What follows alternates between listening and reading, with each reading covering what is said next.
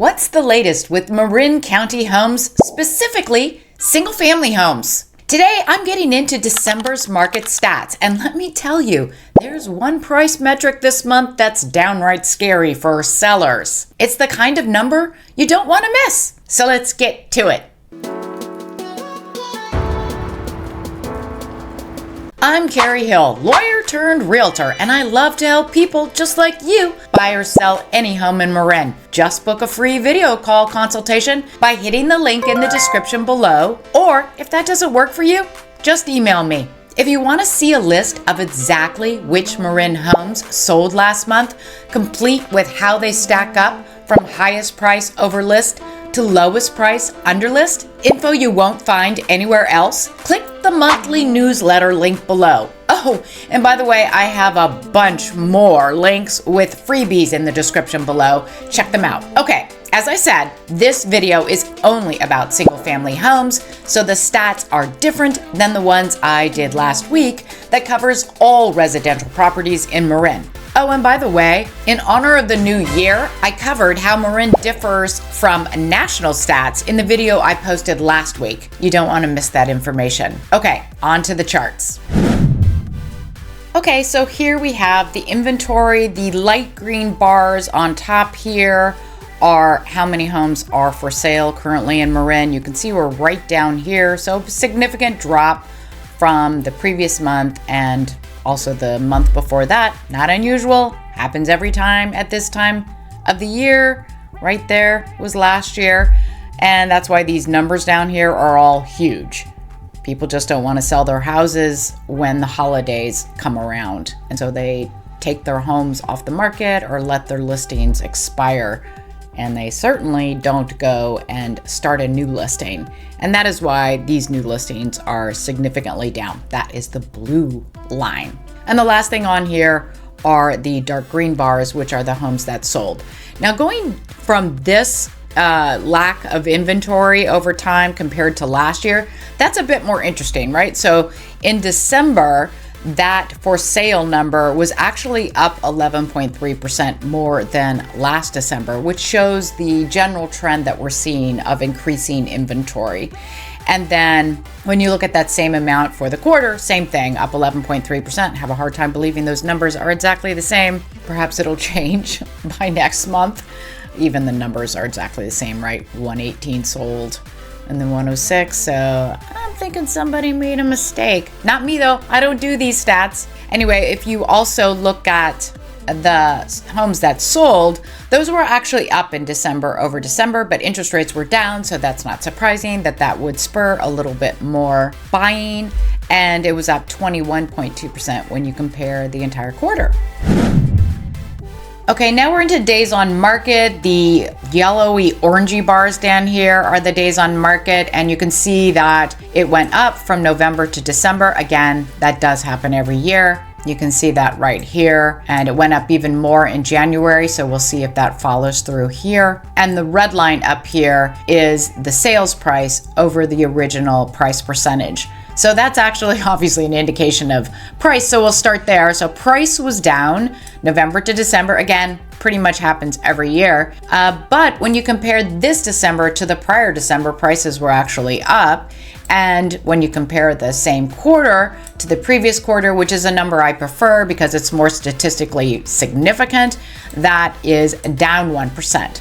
Now, regarding the days on market, which is, the longer they are, not so good for sellers, better for buyers, tend to have more flexibility, and sellers get anxious when their home sits on the market for longer, and they might get a little bit more flexible with their price.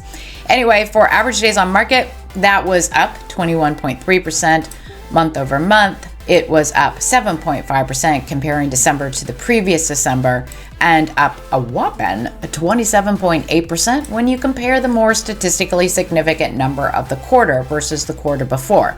So that means homes are sitting on the market longer. Good for you buyers, not so good for the sellers, especially if this trend continues. All right, on this chart, the green number here is the asking price that sellers are asking. Let's just start with the numbers down here, make it a little easier. So that price is right here, average active price. And it was up on the first metric, down when you compare December over December, down 10.1% actually, and also down with the more statistically significant number. And I think that's of interest because it feels like sellers are getting the idea that the market isn't quite as strong as it used to be like the prior year, and so they are lowering their prices or asking for less, or perhaps the homes have just been on the market long enough that sellers are reducing the prices. In any event, those prices are down. And that is different from the actual sales prices. Now, by the way, when I show these sales prices, which many of them are up, do recall that interest rates were down a bit. So that would have helped push along prices, allowing more people to even spend more. If interest rates are down, their dollar goes a little further. All right, so anyway, median sold prices are the blue bars here, and those were up from November to December. They were up 6.1% comparing December to the previous December. That would be those lower interest rates more than likely. And then the quarter was 0.9% up, so much less. Regarding the average sold price, that was down 1.7% from November. It was up 9.3% from December, again, those interest rates, and only up 1.1% when you do the entire quarter. So yes, these are stronger, but there was a real reason, those interest rates. So we'll have to see how this all plays out.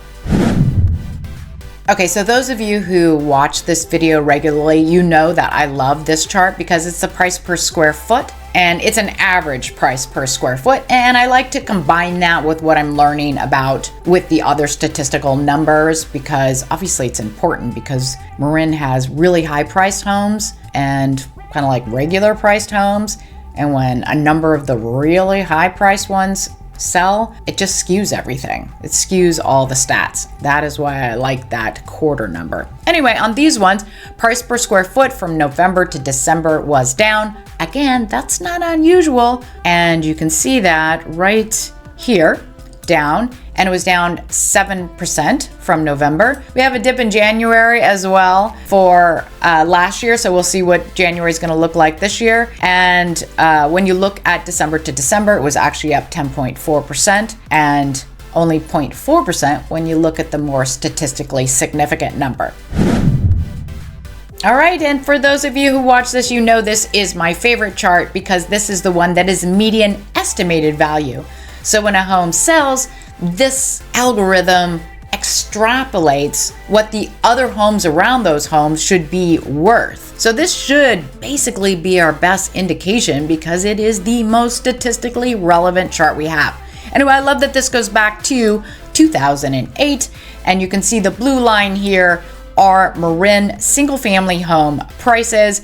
You can see that they peaked again, and we are lower, and over the last 12 months, prices are down 0.9%. Not that much, but it'll be very interesting to see if this chart continues below these higher lows or higher than these lower highs. If you want to get a sneak preview of all the Marin homes coming soon to the market in the next 30 days, information you can't see on Zillow or other online sites, check the coming soon notifications link in the description below, and I'll set you up for free to be in the know as soon as possible. Next week, I'll be providing all this information, but specific to only Marin condos and townhouses. So if that's really what you need to know about, subscribe and hit the bell notifications so you don't miss it. It's crazy how different the numbers are when I break it out that way. Also, I've been dropping a number of lender videos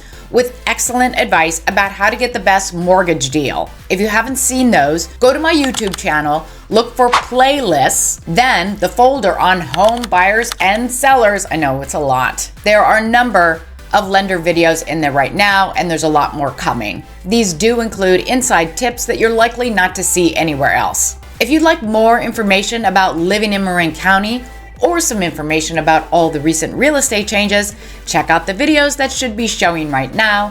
Thank you for watching and have a great day.